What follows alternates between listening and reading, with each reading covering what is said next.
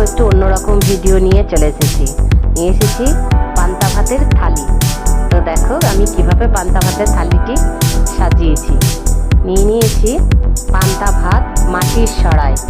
এবার এটিকে আমি সুন্দর করে সাজিয়ে নিচ্ছি একটা শুকনো লঙ্কা ভাজা, তার সাথে একটা গন্ধরাজ লেবুর পাতা, আর নিয়ে নেব তার সাথে দুটো বড়া ভাজা, আর নেব দুটো পটল ভাজা, আর নিয়ে নেব আলু মাখা,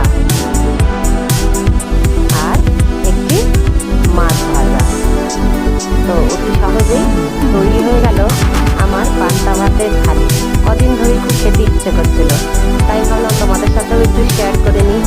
তো দেখো এই থালি খাওয়ার জন্য আমরা রেস্টুরেন্টে কত টাকা খরচা করি, তো আমার বাড়িতে থাকা জিনিস দিয়েই তৈরি করে ফেললাম পান্তা ভাতের থালি। কেমন হয়েছে বন্ধুরা একটু দেখে বলবে।